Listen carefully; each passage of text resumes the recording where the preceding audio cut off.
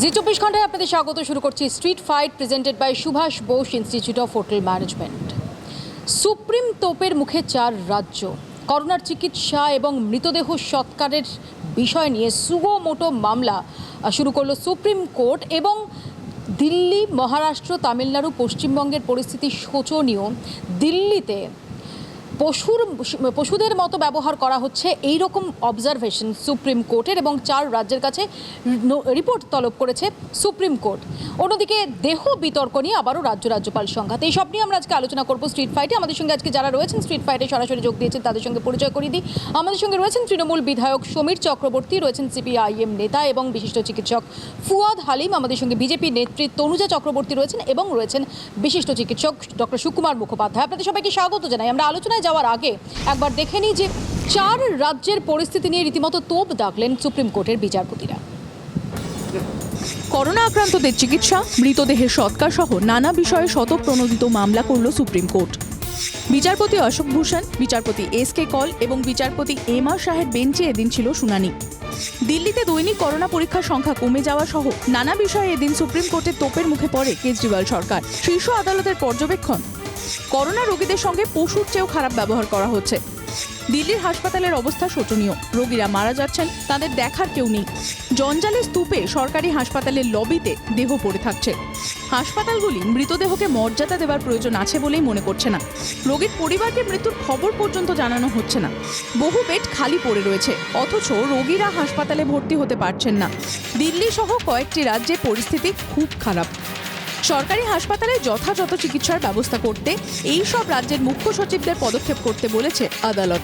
দিল্লি, মুম্বাই, চেন্নাই, আহমেদাবাদে রোজ সংক্রমণ বাড়ছে। সরকারের উচিত আরও বেশি পরীক্ষার ব্যবস্থা করা, যাতে মানুষ নিজেদের স্বাস্থ্য সম্পর্কে জানতে পারেন। মন্তব্য সুপ্রিম কোর্টের। বিচারপতিদের পর্যবেক্ষণ, দিল্লি, মহারাষ্ট্র, তামিলনাড়ু, পশ্চিমবঙ্গে করোনা পরিস্থিতি উদ্বেগজনক। করোনা আক্রান্তদের চিকিৎসা, হাসপাতালে বেডের সংখ্যা, মৃতদেহ সংক্রান্ত ব্যবস্থাপনা সহ বিভিন্ন বিষয়ে কেন্দ্র এবং 4 রাজ্যের কাছে রিপোর্ট তলব করেছে শীর্ষ আদালত। ব্যয় সংকোচের জেরে কখনোই যাতে ডাক্তারদের বেতনে হাত না পড়ে সে কথা সরকারকে মনে করিয়ে দিয়েছেন বিচারপতিরা। লকডাউনের জেরে পুরো বেতন দিতে না পারলেও কোনো সংস্থার বিরুদ্ধে কড়া ব্যবস্থা নেওয়া যাবে না বলে নির্দেশ দেওয়া হয়েছে। দিল্লি থেকে জ্যোতির্ময় কর্মকারের রিপোর্ট, জি 24 ঘন্টা।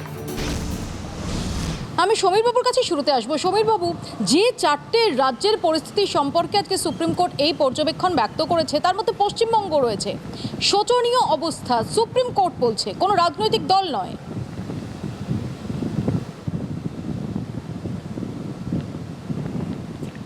মবিয়া, আজকে তো শুক্রবার, এই সপ্তাহে 2টো জাজমেন্ট আমরা পেলাম বা অবজারভেশন। গত সোমবার দিন গুজরাট হাইকোর্ট তার প্রধান বিচারপতি বলেছিলেন যে গুজরাটের হাসপাতালগুলোর অবস্থা অন্ধকূপের থেকেও খারাপ। আর আজকে সুপ্রিম কোর্ট ঠিক কি বলেছে আমি তার অবজারভেশনটা পুরোটাই লিখে এনেছি। As it pulled up Delhi over horrendous, horrific and pathetic situation in the national capital মানে Delhi amidst part of virus cases। তারপরে বলছেন পরের লাইনে, situation is grim in Maharashtra, Tamil Nadu and West Bengal। আমি আপনার কাছে অনুরোধ করব, যদি আমি জানি আপনি অনুষ্ঠানটার নাম স্ট্রিট ফাইট, আপনি রাস্তায় থেকে এই প্রোগ্রামটাকে অর্গানাইজ করছেন, আমরা যে যার বাড়িতে বসে আছি, সুতরাং আপনার কাছে তথ্যটা থাকবে কিনা আমি জানি না, সে তথ্যও আমার কাছে আমি লিখে নিয়ে এসেছি যে সব রাজ্যগুলো যে টোটাল অ্যাক্টিভ কেস কটা এবং মৃত্যুর সংখ্যাটা কী। আমি শুধু আপনার সুবিধার জন্যে একবার জানিয়ে দিচ্ছি যে মহারাষ্ট্র সর্বোচ্চ, পজিটিভ কেসেস আছে 97,648 কনফার্ম কেসেস, তার ভেতর মারা গেছে 3,590। দ্বিতীয় স্থানে রয়েছে গুজরাট, 22,032 জন আক্রান্ত, তার মধ্যে মারা গেছেন 1,385, 1,385 মৃত্যু। আমি সেটাই তো বলছি। 3 নম্বরে আছে দিল্লি, টোটাল আক্রান্ত 34,687, মারা গেছে 1,085। পশ্চিমবাংলার স্থান অনেক নিচে, 9,768 জন আক্রান্ত, 9,768, মারা গেছে 442। পশ্চিমবাংলার জনসংখ্যাটা 9.5 কোটি, আর গুজরাটের জনসংখ্যা 6,27,00,000। একদমই আমি এই আমি জায়গাতে মহামান্য আসবো। আমি সুপ্রিম আপনার কোর্টে বক্তব্যের রেশ টেনেই সমীর বাবু, পশ্চিমবঙ্গে কাল অবধি, আজকে ডেফিনেটলি আজকে আমরা দেখেছি আবার রেকর্ড সংক্রমণ গত 24 ঘন্টায় হয়েছে পশ্চিমবঙ্গে, একটু আগেই সেই হেলথ বুলেটিন পেয়েছি, কিন্তু গতকাল অবধি যে রিকভারির রেট, যে সুস্থতার হার, সেই গ্রাফিক্যাল প্রেজেন্টেশনটাও আমি দেখাতে বলবো পিসিআরকে। সেটা দেখতে দেখতে আমি তনুজাদির কাছে চলে যাবো। তনুজাদি, সমীর বাবুর বক্তব্য থেকে আমি যদিও শেষ করতে দিলাম না ওর বক্তব্যটা, কিন্তু ইঙ্গিতটা খুব স্পষ্ট যে গুজরাট, যেখানে গুজরাটে 22,067 জন আক্রান্ত টোটাল কেস এবং 1385 তার মধ্যে মৃত্যু, উত্তরপ্রদেশে 12,088 সেখানে আক্রান্ত, মৃত্যু 345। যে প্রশ্নটা অনেকেই তুলছেন যে সবকটা রাজ্য, আজকে যে কটা রাজ্যের দিকে আঙুল উঠেছে প্রত্যেকটাই কিন্তু অবিজেপি রাজ্য। আবারও বলছি, সুপ্রিম কোর্টের অবজারভেশনের প্রতি আমাদের সম্পূর্ণত শ্রদ্ধা রয়েছে, সম্মান রয়েছে, বিশ্বাস রয়েছে, কিন্তু বিরোধীরা এই প্রশ্নটাও একই সঙ্গে তুলছে। তনুজাদি, মৌপ্রিয়া, আমি একটা জিনিস বুঝতে পারছি না, সমীরবাবু যেটা বলতে চাইলেন তার মানে কি তৃণমূল ফার্স্ট হতে পারেনি বা হতে চাইছে পশ্চিমবঙ্গে? এখানে red zone, green zone, orange zone, নানান রকম জোনের গল্প আজ 2 থেকে 3 মাস ধরে আমরা শুনছি। আপাতত পশ্চিমবঙ্গ ডেড জোনে পরিণত হয়ে গেছে। পরিষ্কার ভাষায় বলতে গেলে এটা একটা মৃত্যু পুরীতে পরিণত করছে। তার জন্য ফার্স্ট, সেকেন্ড, থার্ড বা ফোর্থ হওয়ার কোনো জরুরি আছে কিনা আমার মনে হচ্ছে সেটা নয়। সে অবকাশ নেই ভাবার মানুষের। সুপ্রিম কোর্টের কথা দিয়ে উনি শুরু করলেন, কিন্তু সুপ্রিম কোর্টের 1995 সালে একটা রায় ছিল, সেটার কথা মাথায় রাখতে হবে আমাদের, যেটা বলেছিল ডেড বডির মিনিমাম একটু ডিগনিটি নিয়ে সেই ডেড বডিকে ক্রিমেশন করা হোক। আজকে 13টা ডেড বডি হুকের আগায় বেঁধে নিয়ে আমার পশ্চিমবঙ্গ, আমার কলকাতার রাস্তায় মৌপিয়া চলে বেড়াচ্ছে। কারা করছে, কারা করলো? একজন সুশীল সমাজ, একজন বুদ্ধিজীবী, আমরা যারা প্যানেলে আজকে বসে আছি প্রত্যেকের লজ্জায় মাথা নিচু হয়ে যাচ্ছে। এখন পশ্চিমবঙ্গে আমরা বাস করছি। আমি মৃতদেহ বিতর্কে আসবো, আমি তার আগে আজকে সুপ্রিম কোর্টের যে তোপ সেই বিষয়টায় আসছি। 4টি রাজ্য সম্পর্কে বলুন প্লিজ।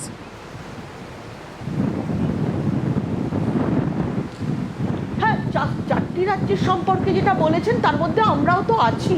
এবার অন্য রাজ্যে কেউ বেশি মারা যাচ্ছে বলে, আমাদের কম বলে কি আমরা এখন দুহাত তুলে উদ্বাহু হয়ে নাচবো? নিশ্চয়ই নয়। আমরা কেন কোনো পরিকাঠামো তৈরি করলাম না? কেন প্রথম থেকে আমাদের সরকার যে পরিকাঠামো তৈরি করার দরকার ছিল, স্কুল বাড়িগুলোকে আমরা নিতে পারতাম। আমরা যে পান্থনিবাস না পান্থশালা, ওনাদের যে বাড়িগুলো তৈরি করা হয়েছে প্রতিটা জেলায়, সেগুলো নিয়ে কোয়ারেন্টাইন সেন্টারগুলো রেডি করলাম না কেন? 70 দিন নটে জব টাইম। পরিযায়ী শ্রমিকদের আমরা করোনা এক্সপ্রেস বললেন, মুখ্যমন্ত্রী নিজে মুখে বললেন। অর্থাৎ পরিযায়ী শ্রমিকের তো কোনো অপরাধ নেই এখানে। কিন্তু ফুয়াদ হালিমের কাছে চলে যাব। ফুয়াদ দা, আপনার কাছে আমি এখানেই জানতে চাইবো যে আজকে সুপ্রিম কোর্টের যে অবজারভেশন, 4টি রাজ্য পরিস্থিতি শোচনীয়, এবং দিল্লি সম্পর্কে তো আরো সিরিয়াস বক্তব্য পাওয়া গেছে সুপ্রিম কোর্টের তরফ থেকে, যে সেখানে করোনা আক্রান্তদের পশুর মতো করে হ্যান্ডেল করা হচ্ছে, তাদের ট্রিট করা হচ্ছে। এটা তো সত্যি সত্যি ভয়ঙ্কর অভিযোগ। মৌপিয়া, তোমাকে একটা ব্রেকিং দেওয়া উচিত যে এই মুহূর্তে ভারতবর্ষে 3,000 কোভিড-19 আক্রান্তর যে পর্যায়ে আমরা পার করেছি, সেটা একটা আপনারা শিরোনামে দিতে পারেন। এবং এই ভারতবর্ষে আমরা হচ্ছি এখন 4র্থ স্থানে পৌঁছে গেছি পৃথিবীব্যাপী। সেই পরিস্থিতির মধ্যে হচ্ছে সুপ্রিম কোর্ট যে অবজারভেশনটা দিয়েছে, আমার মত হচ্ছে এটা অসম্পূর্ণ একটা হচ্ছে মত সুপ্রিম কোর্টে। কেন গুজরাতের হাইকোর্ট যেভাবে হচ্ছে অবজারভেশন দিল, প্রথম স্থানে মানে প্রথম শহর ভারতবর্ষে যেটা হচ্ছে আক্রান্তর সংখ্যা হচ্ছে মুম্বাই, দ্বিতীয় হচ্ছে আহমেদাবাদ এবং তৃতীয় হচ্ছে দিল্লি। সেই ক্ষেত্রে আহমেদাবাদ আর গুজরাটকে বাদ দিয়ে সুপ্রিম কোর্টের অবজারভেশন ভারতবর্ষের সম্বন্ধে আমার মনে হচ্ছে অসম্পূর্ণ। এবং গুজরাট হাইকোর্ট যে অবজারভেশন দিয়েছিল তাতে চিফ জাস্টিস হচ্ছে গুজরাট হাইকোর্টের বেঞ্চ যেটা আছে, যেই জাজগুলো হচ্ছে কোভিড-19-এর তদারকি করছিল, তাকে রাতারাতি পাল্টে দিল যখন রাজ্য সরকার একটা প্রস্তাব দিয়েছিল। দ্বিতীয় কথা যেটা আমি বলছি, যে এই যে সুপ্রিম কোর্টের যে অবজারভেশন এসছে, এই সুপ্রিম কোর্টের অবজারভেশন কিন্তু একেবারে স্পষ্টভাবে বলে দিয়েছে যে যেইভাবে হচ্ছে আমাদেরকে কোভিড-19 মোকাবিলা করা উচিত আমরা পারছি না। সর্বপ্রথম সুপ্রিম কোর্টের কাছে আমার আশা আছে যে আমরা কোন পর্যায়ে কোন ফেজ অফ দি প্যান্ডেমিকে আছি, যেটা WHO স্পষ্টীকরণ করে দিয়েছে, যার ডেফিনিশন এবং কি ভূমিকা থাকা উচিত তার পুরোটাই হচ্ছে চিহ্নিত করা আছে। সেটা নিয়ে হচ্ছে ICMR আর সরকারকে জিজ্ঞেস করা হোক। কমিউনিটি আমি খুব সংক্ষেপে তনুজাদির রেসপন্স নিয়ে একটা বিরতিতে যাবো। তনুজাদি খুব সংক্ষেপে প্লিজ।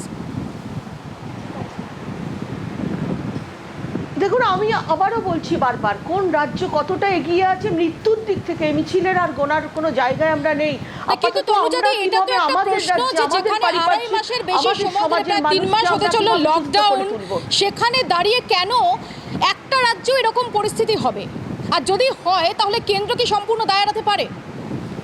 আপনি পরিকাঠামোর কথা বলছেন, আমরা গোটা দেশে কি পরিকাঠামো তৈরি করতে পারি? না, কেউই দায়, এখানে দায় বা দায়িত্বের প্রশ্ন নয়, এখানে দায় বা দায়িত্বের প্রশ্নই নেই। এখানে প্রশ্ন হচ্ছে আমরাও কিছুটা সচেতন অসচেতন আছি, সেটা আমাদের মধ্যে ছড়ানো হয়নি।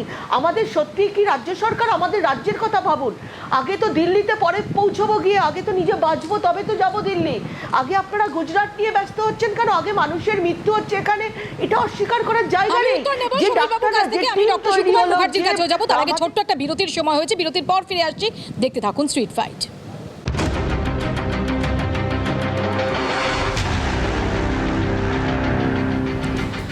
ফিরে এলাম বিরতির পর। আমি ডক্টর সুকুমার মুখোপাধ্যায়ের কাছে যাবো। ডক্টর মুখোপাধ্যায়, সুপ্রিম কোর্টের এই বক্তব্যের, এই অবজারভেশনের পর তো নিঃসন্দেহে আমাদের সাধারণ মানুষ যারা, তাদের মনের মধ্যে একটা প্রশ্ন জাগতে বাধ্য যে আমরা কোথায় আছি, সত্যি সত্যি কী পরিস্থিতি। আমি আপনার কাছ থেকে একটু চিত্রটা বোঝার চেষ্টা করব।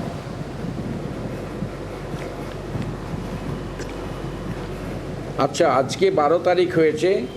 1 তারিখে জুন মাসে আমাদের ওয়েস্ট বেঙ্গলের 5501টি কেস ছিল, তার মধ্যে 3227টি অ্যাক্টিভ কেস ছিল।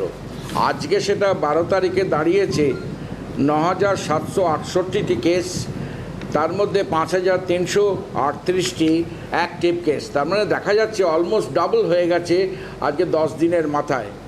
কিন্তু আপনি মৃত্যুর হারটা যদি দেখেন, মৃত্যুর হার তখন ছিল 245 প্লাস 72 কোমরবিডিটি, এখন সেটা টোটাল হয়েছে 442।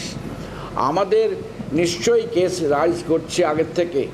লকডাউনের পরের থেকে আমাদের দেখা যাচ্ছে যে লকডাউন রিল্যাক্সেশন করে যে হেলথ নর্মস যেগুলো বলা হয়েছে বারবার করে, মাস্কিং, হ্যান্ড ওয়াশিং, ডিস্ট্যান্সিং, সেগুলো পুঙ্খানুপুঙ্খভাবে দেখতে গেলে ভালো মতো মানা হচ্ছে না।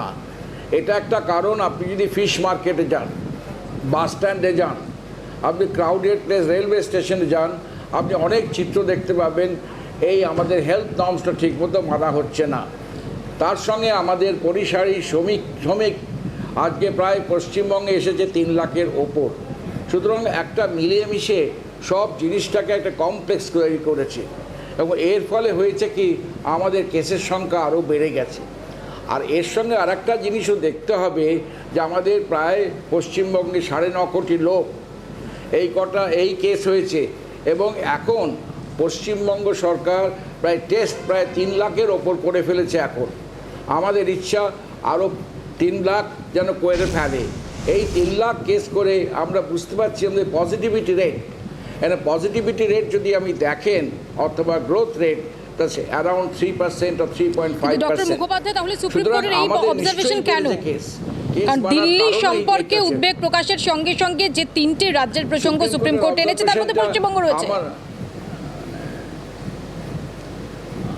আমাদের একটুখানি ভালো করে পরিসংখ্যানের ফিগার্সগুলো সব কিছু দেওয়া হয়েছে কিনা আমি জানি না, সেগুলো ভালো করে অ্যানালাইজ করতে হবে। এটা আমি সম্পূর্ণ মানছি, কেস বাড়ছে লকডাউনের পর। লকডাউনের আগে যে বেনিফিটটা পেয়েছিলাম সেটা আমাদের এখন নষ্ট হয়েছে, কিন্তু আমাদের বাড়ার রেটটা আজকে যদি কম্পেয়ার করেন developing country, US, Brazil, Russia, আমাদের কেস নাম্বার কিন্তু কম এবং মৃত্যুর সংখ্যা অনেক কম। তাহলেও ভারতবর্ষের চিত্র যদি দেখেন, ভারতবর্ষে বাড়ছে এবং ক্রমশ বাড়তে গেলে আরও মৃত্যুর হার বাড়বে। আমি আসবো ডক্টর মুখোপাধ্যায় আপনার কাছে। হ্যাঁ, আমি আসবো। একটা ছোট্ট বিরতিতে যাব। বিরতিতে যাওয়ার আগে অধীর রঞ্জন চৌধুরী তিনি এই প্রসঙ্গে কি বলেছেন শোনাবো। পশ্চিমবঙ্গ সম্পর্কে সুপ্রিম কোর্টের যে পর্যবেক্ষণ, যে রায়, সেটা কিন্তু আমাদের সকলের উদ্বেগের বিষয়। পশ্চিমবঙ্গের হাসপাতালগুলোতে বেড, ভেন্টিলেটর, অক্সিজেন, ডাক্তার, ওষুধ তার সংকট আছে। তাই পশ্চিমবঙ্গের স্বাস্থ্যমন্ত্রী তথা মুখ্যমন্ত্রীকে বলবো যে পরিকাঠামোকে সুদৃঢ় করুন, সকলকে সঙ্গে নিন, না হলে এই করোনা মহামারীর সঙ্গে লড়তে হয়তো পারা যাবে, কিন্তু জিততে পারাটা কঠিন হবে।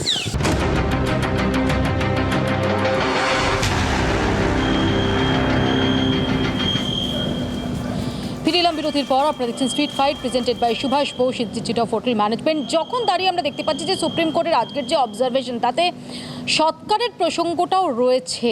যদিও আবারও বলছি যে দিল্লির অবস্থায় মূলত শোচনীয়, সেটা বলতে গিয়ে আরও 3টি রাজ্যের প্রসঙ্গ টেনে আনা হয়েছে, পশ্চিমবঙ্গ, তামিলনাড়ু এবং মহারাষ্ট্র। এবং যখন আজকে সুপ্রিম কোর্টের এই অবজারভেশন ঘটনার চক্রে আমরা দেখতে পাচ্ছি যে এই রাজ্যেও একটা দেহ বিতর্ক চলছে, যেটা একটু আগে তনুজা চক্রবর্তী তিনি উত্থাপন করলেন। আমি এই প্রসঙ্গে একটু সমীরবাবুর কাছে চলে যাব। সমীরবাবু,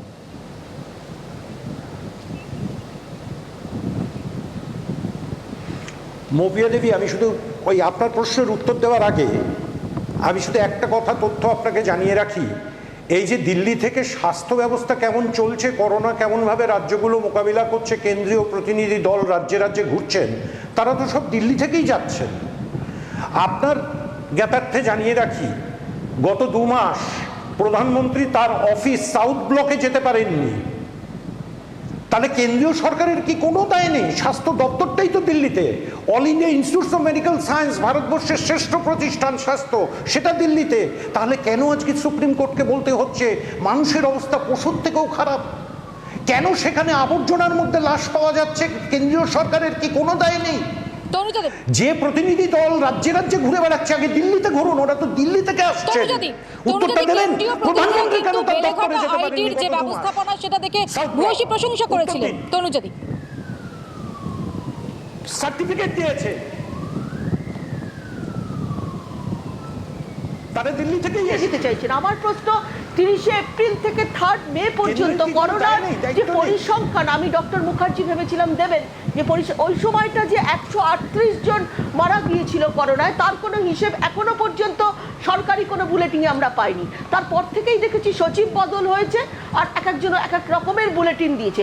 আমার প্রশ্ন, যখন সিঙ্গুর আন্দোলনে উনি জিতেছিলেন, উনি বলেছিলেন উনি জিতেছিলেন, পশ্চিমবাংলার মানুষ বুঝেছে যে ওটা জিত না ওটা হার। সেই সময় উনি যে পরিমাণ বিজ্ঞাপনে খরচা করেছিলেন, আজকে মিউনিসিপ্যালিটি বলুন, কেএমসি বলুন, কোথাও দেখেছেন একটাও কোনো বিজ্ঞাপন করোনা নিয়ে সাবধানতা অবলম্বন করুন, সচেতন হন? কিচ্ছু না। উনি শুধু পয়সা ইনকাম করার জন্য, কেন্দ্রীয় সরকার যাতে পয়সা দেয়, সে আমফানি হোক আর করোনাই হোক, উনি সেটা নিয়ে ভোট লড়বেন। শুধু একটাই ওনার লক্ষ্য, মানুষের ভোট নেওয়া। এছাড়া ওনার কোনো লক্ষ্য নেই। কেন স্বাস্থ্যমন্ত্রী হিসেবে, কেন মুখ্যমন্ত্রী হিসেবে, কেন আজকে মেয়র পদত্যাগ করবেন না? বলতে পারেন এই পশ্চিমবঙ্গে সাধারণ মানুষের জীবন নিয়ে যে সরকার ছিনিমিনি খেলছে, এটা সরকার না, সরকার নেই। উনি না থামলে আমি উত্তরটা দেবো কি করে? আমি শুধু ওনাকে একটা কথা বলি, করোনার আক্রান্ত হওয়ার পর থেকে মুখ্যমন্ত্রী মমতা বন্দ্যোপাধ্যায় প্রায় নিয়মিত টেলিভিশনে তিনি বাংলার মানুষকে সচেতন করেছেন করোনার বিরুদ্ধে। হ্যাঁ, চোখের খড়ি কেটে। দ্বিতীয় নম্বর, আমি তো ওনার কাছে প্রশ্ন করছি, উনি কোথায় সিঙ্গুর নন্দীগ্রামে চলে গেলেন? তার আগে প্রশাসনের কাজ। আরে শুনে নিন, আপনার প্রধানমন্ত্রী কি করছেন? মাইক নিয়ে বেরিয়েছে, মাইক নিয়ে মুখ্যমন্ত্রী বেরোনোর কাজ না, গন্ডি কাটার কাজ না। প্রধানমন্ত্রীর কাজ প্রধানমন্ত্রী করছেন। উনি চুপ করুন। আমি আসবো সমীরবাবু, তনুজাদি দুজনের কাছে আসবো। আমি ফুয়াদ হালিমের কাছে চলে যাব। ফুয়াদ দা, আমরা যেটা দেখতে পাচ্ছি যে সুপ্রিম কোর্টের অবজারভেশন নিয়ে আপনি একটু আগে প্রশ্ন ব্যক্ত করেছেন, কিন্তু সুপ্রিম কোর্টের যে অবজারভেশন, সেটা তো নিশ্চয়ই কিছু তথ্যর ওপর দাঁড়িয়ে এই পারসেপশন, সেখানে দাঁড়িয়ে আমরা যখন দেখতে পাচ্ছি যে পশুর মতো করে টুইট করা হচ্ছে, দিল্লিতে এরকম কথা বলা হচ্ছে, 4টে রাজ্যের শোচনীয় অবস্থা বলা হচ্ছে, এমনকি মৃতদেহ সৎকার সেটা সম্পর্কেও যথেষ্ট উষ্মা প্রকাশ করা হচ্ছে, তখন তো নাগরিক হিসেবে আমাদের মনের মধ্যে সত্যি সত্যি একটা ভীষণ উদ্বেগের জন্ম নেয়। তাহলে কি সমস্ত প্রোটোকল ফলো হচ্ছে না ঠিক মতো? মৌপিয়া, বোধহয় কোভিড-19 এরকম একটা পরিস্থিতি তৈরি করেছে যে বড় লোকদেরকে প্রথমবার সরকারি হাসপাতালে গিয়ে ভর্তি করার একটা বাস্তবতা তৈরি হলো। ফলে এই প্রথম আমার মনে হচ্ছে যে গরিব মানুষরা কিভাবে সরকারি স্বাস্থ্য ব্যবস্থার মধ্যে তাদের হচ্ছে পরিষেবা তারা পেত, এটা প্রথমবার বনিদি পরিবারের লোকজন, বড় লোক, মধ্যবিত্ত, উচ্চ মধ্যবিত্ত লোক এবং অনেকটাই হচ্ছে মানে সমাজের মধ্যে প্রতিষ্ঠিত লোক, তাদেরকে বাধ্য হয়ে এই হাসপাতালগুলোতে যেতে হয়েছে। এবং এই যে ফিডব্যাক আসছে যে এতদিন ধরে এই পরিকাঠামোকে অবহেলিত করে রেখে দিয়েছে আমাদের সমাজ, তাতে হচ্ছে সুপ্রিম কোর্ট, আমরা হচ্ছি প্রায় 20 বছর যে জনস্বার্থ মামলা করছি সুপ্রিম কোর্টে যে সরকারি পরিকাঠামোকে হচ্ছে আরও বলিষ্ঠ করতে হবে। এটা যদি এতদিন যদি বলিষ্ঠ হয়ে থাকতো, যদি এই সরকারি স্বাস্থ্য ব্যবস্থা সরকার যদি তার মধ্যে ইনভেস্ট করে থাকতো, আপনাদের দলও এখানে এই রাজ্যে 34 বছর ক্ষমতায় থেকেছে, সেই প্রশ্নও তো একই সঙ্গে উঠতে পারে যে তাহলে পরিকাঠামো কি তৈরি হয়েছিল, তাহলে একই রকম ভাবে 34 বছর কি নেগলেক্টেড হয়েছে? একটা দায়িত্ব নিয়ে এই আলোচনাটা করা উচিত যে 34 বছরে কি পরিকাঠামো ছিল, কেন ওখান থেকে সরকারি হাসপাতালে চিকিৎসকের সংখ্যা কমে গেছে এই সরকারের আমলে, কেন হচ্ছে যেই বেড বাড়ার কথা ছিল সেই বেডের সঙ্গে যে ম্যান পাওয়ার বাড়ার কথা ছিল সেটা বাড়েনি, সেটা আলোচনার বিষয়। কিন্তু এটা হচ্ছে ইতিবাচক দিক যে সরকারি স্বাস্থ্য পরিকাঠামোকে আরো বলিষ্ঠ করার জন্য হচ্ছে সুপ্রিম কোর্ট একটা দৃষ্টিভঙ্গি সামনে আসছে। বিভিন্ন হাইকোর্ট বলছে এতদিন এটা ছিল না ভারতবর্ষে গরিব মানুষের কোনো ব্যাপার নিয়ে হচ্ছে হাইকোর্ট, বিধানসভা, লোকসভা এইভাবে গুরুত্ব দিয়ে দেখতো না, এই গুরুত্ব দিয়ে দেখছে, এটা ইতিবাচক দিক। যেটা একটু আগে তনুজা চক্রবর্তী যে প্রসঙ্গটা তুলেছিলেন যে দেহ বিতর্ক, তাকে কেন্দ্র করে আমরা আবারও রাজ্যপাল সংঘাত দেখছি। আমরা শুনে নেব রাজ্যপাল জগদীপ ধনখড় তিনি কি বলছেন এবং কি বলছেন Firhad Hakim. How can you call them unidentified bodies? A patient being in hospital for a number of days cannot get the status of unidentified bodies. I therefore will appeal to everyone, particularly human rights activists, human rights organizations and media. This is the time for you to come to the aid of the people. Thoroughly investigate it. Fully expose all the details. I have called Calcutta Municipal Commissioner and Chairperson of the Board, who is also a Minister Firhad Hakim, to update me on the situation. I am in deep pain. I am sure the government will forthcome with positive approach, fully cooperate, expose the entire shameless episode so that we have a better system in place. I would lastly say, every provision of law that provides for dealing with dead bodies, which is well worked out, has been disregarded in this case. যেহেতু উনি tweet করে publicity করার জন্য রাজ্যপাল publicity হয়ে যান, আমি এটা নিয়ে কোনো কথা বলবো না। উনি যদি রাজ্যপাল হিসেবে রিপোর্ট চাইতেন আমি দিতাম, কিন্তু যেহেতু একটা দলের হয়ে উনি কাজ করতে এসছেন, তাই ওনার এটাই আমি কোনো এর রিপোর্টও দেবো না, কোনো কিছু বলবো না। আর রাজ্যপালের পদটাই আজকে কলঙ্কিত হচ্ছে এটা বলবো না। আমি তাহলে দিলীপ ঘোষ ডাকলে তার অফিসে যেতে হবে। সমীর বাবুর কাছে এখানেই আসবো যে সমীর বাবু আরও একটা বিতর্ক, এবং সেখানে দাঁড়িয়ে স্বয়ং রাজ্যপাল তিনি বলছেন যে এই সম্পর্কে রিপোর্ট চাইছেন, এবং শুধু তাই না, তিনি বলছেন যে ফিরহাদ হাকিম এবং পুর কমিশনার তার সঙ্গে দেখা করে এই সম্পর্কে এক্সপ্লেনেশন দিন, এবং তিনি বলছেন এ নিয়ে যত দূর এর সত্য সন্ধানে যত দূর যেতে হয় তিনি যাবেন।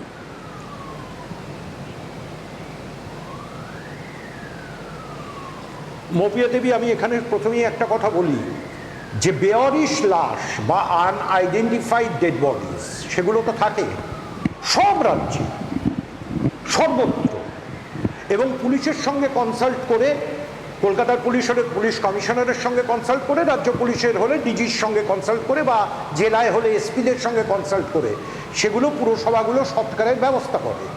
এই বেওয়ারিশ লাশ এটা কিন্তু বলাই আছে এই সময় এটা গড়িয়া আদি মহাশ্মশানের 4 নম্বর ফার্নেসে দাহ করা হবে, আর কোভিড-19 মৃত যারা তাদের ধাপায় তাদের জন্য ব্যবস্থা করা হয়েছে। একটা কথা এখানে আপনাকে বলি, সব ব্যাপারে রাজ্যপাল গত বছর জুলাই মাসে উনি কার্যভার গ্রহণ করেছেন। আসলে বিজেপি তো রামে বিশ্বাস করে, রামায়ণে, তা সেখান থেকেই আমি কোট করি, উনি সেই রামায়ণের মেঘনাথ, মেঘের আড়ালে রয়েছেন। মেঘটা হচ্ছে রাজ্যপালের পদ, আর তার আড়ালে রয়েছে বিজেপি নেতা ধনকর।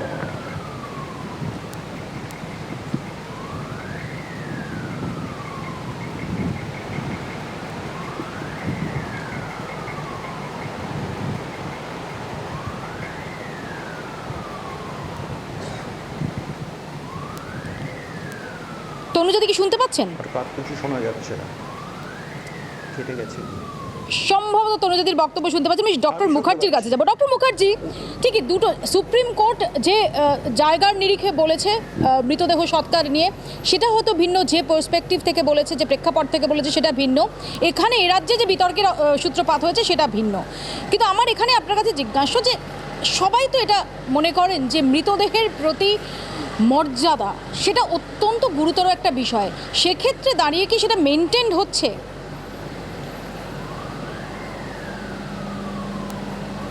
আমার দেখুন, কোভিড ইনফেকশন হওয়ার পর আমাদের একটা প্রোটোকল আছে of disposal of dead body, এবং সেটা আইসিএমেরও আছে, গভর্নমেন্টেরও আছে।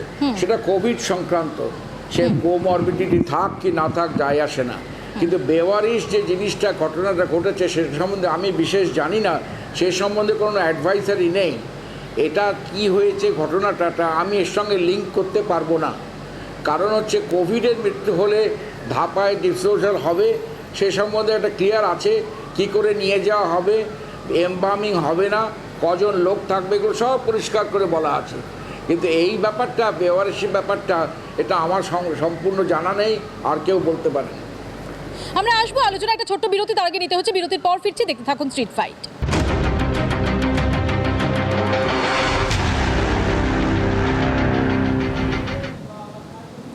ফিরে এলাম বিরতির পর। আমি তনুজাদির কাছে খুব সংক্ষেপে চলে যাব। তনুজাদি, সমীর বাবুদের যেটা বক্তব্য আমরা দেখেছি, কলকাতা পুলিশও যেটা ব্যাখ্যা করেছে, যেগুলো কোভিড আক্রান্ত মানুষের মৃতদেহ নয় এবং যেগুলো আনআইডেন্টিফাইড, সেগুলো কী কারণে ওখানে পাঠানো হয়েছিল ইত্যাদি। তারপরে হয়তো বিতর্কের অবকাশ কেন থাকছে? দেখুন, আমি একটা কথাই বলবো, যেটা হচ্ছে কোনো মৃতদেহ সে যে কারণেই মৃত্যু হোক, তাকে হুকে ধরে টেনে নিয়ে এইভাবে নিয়ে যাওয়া যায় না। তার একটা ডিগনিটি লাগে, এবং সেটা 21 আর্টিকেলেই রয়েছে। সুপ্রিম কোর্ট 1995-এ এটা নিয়ে রায় দিয়েছিল। আমি যেটা আগের কোশ্চেনটার উত্তর দেওয়া হয়নি, মেয়র যেটা বলছেন, একটা এখানে দুজন প্যানেলিস্ট, দুজন ডাক্তার রয়েছেন, আমি একটা কথাই বলবো, এক্সপায়ারি ডেট ওভার হয়ে যাওয়ার পর ওষুধের একটা সাইড এফেক্ট থাকে। এই মেয়রেরও তাই হয়েছে। এত অপদার্থ মেয়র আমাদের পশ্চিমবঙ্গেই প্রথম কেএমসিতে হয়েছে। আজকে নইলে তার মন্ত্রী সাধন পাণ্ডে, সুব্রত মুখোপাধ্যায়, তারা পর্যন্ত মেয়রের সম্পর্কে বলছে যে তিনি ভুল করছেন, রাজধর্ম পালন করেননি। ওনাদের সাংসদ পর্যন্ত বলছেন কাটমানি নিয়ে। সুতরাং এই সরকার নিয়ে, এই মেয়র নিয়ে উনি কি মন্তব্য করলেন, তাই নিয়ে আমরা কোনো রকম বিচলিত নয়। রাজ্যপাল সাংবিধানিক পদে রয়েছেন, সেই সাংবিধানিক পদ কিভাবে সামলাতে হয় উনি জানেন। উত্তর নেব তনুজাদি, প্লিজ। সমীর বাবু, উনি না থামলে কি করে বলবো? উনি তো থামছেনই না। আমি মৌপিয়া দেবী একটা কথাই জিজ্ঞাসা করব, যে অনুষ্ঠানটা কি নিয়ে, অনুষ্ঠানের বিষয়বস্তুটা কি, আর উনি কি বলছেন, কে কোথায়, কোন মন্ত্রী কার বিরুদ্ধে কি বলেছেন, সেটা কি এখানে আলোচ্য বিষয়সূচি? আসলে যুক্তি যখন ফুরিয়ে যায়, মানুষ আবল তাবল বকে। অবশ্যই মেয়র এছাড়া আর আমার কিছু বলার জন্যই সেটা বলা। শুধু উত্তরটা আগে দিন যে প্রধানমন্ত্রী মন্তব্য করেছে রাজ্যপাল নিয়ে, সাংবিধানিক পদ রাজ্যপাল তাকে নিয়ে উনি যে ধরনের কথা বলেছেন, তাই জন্যই বলতে হলো যে আপনাদের দলই আপনাদের মানছে না, আপনাদের মেয়রকে আমিও বলছি না রাজ্যে। ফুয়াদ্দা, তাহলে আমরা এই মুহূর্তে যে সিচুয়েশন দেখছি এই রাজ্যে, সেটা কি সন্তোষজনক মোটের উপর বলা যেতে পারে? না, এটা হচ্ছে বিজেপি এবং তৃণমূল তো সিকির এই পিঠ আর ওই পিঠ। আমরা দেখলাম যে পরশুদিন উত্তরাউলা, বলরামপুর জেলা, উত্তরপ্রদেশ, একটা মৃতদেহকে হচ্ছে গার্বেজ ট্রাক, মানে যেটা হচ্ছে আবর্জনা নিয়ে যায় শহর থেকে, সেখানে হচ্ছে তার উপরে হচ্ছে ডেড বডিটা রেখে হচ্ছে তাকে ট্রান্সপোর্ট করা হলো। ফলে তনুজাদি হচ্ছে যদি সমীরবাবুকে বলে, সমীরবাবু যদি তনুজাদিকে বলেন, তাহলে উভয় পক্ষ হচ্ছে একই কাজ করছে, যখন তারা হচ্ছে শাসক হিসেবে চলে আসে। সময় শেষ। আমি ডক্টর মুখার্জির কাছে একদম 30 সেকেন্ডে জানতে চাইবো, ডক্টর মুখার্জি, এই জায়গায় দাঁড়িয়ে কোন পয়েন্টগুলোতে এই মুহূর্তে ফোকাস করা উচিত বলে আপনি মনে করেন একজন চিকিৎসক হিসেবে? আমার মনে হয় প্রথমে জানা দরকার মৃত্যুর হার কোভিডের, এবং তারপরে কে ডিসপোজাল অফ দ্য বডি। আমি ডিসপোজাল অফ দ্য বডি নিয়ে বলেছি, সেটা অ্যাডভাইজারি আছে, সেটা পশ্চিমবঙ্গ সরকারের, এবং সেটা ফলো আপ করছে সরকারি হাসপাতাল থেকে এবং অন্যান্য জায়গায় প্রাইভেট হাসপাতাল থেকেও। এইবারে মৃত্যুর হার যদি সারা পৃথিবীতে দেখেন, মোর দ্যান 5% to 10%, সেখানে ভারতবর্ষে মৃত্যুর হার 2.8%, এবং পশ্চিমবঙ্গে মৃত্যুর হার নিয়ারলি 4%। আমাদের মৃত্যুটা একটু অ্যানালাইজ করা দরকার। 80% লোক হচ্ছে below the age of 60 years এবং তাদের মৃত্যুর সংখ্যা সবচেয়ে বেশি কম।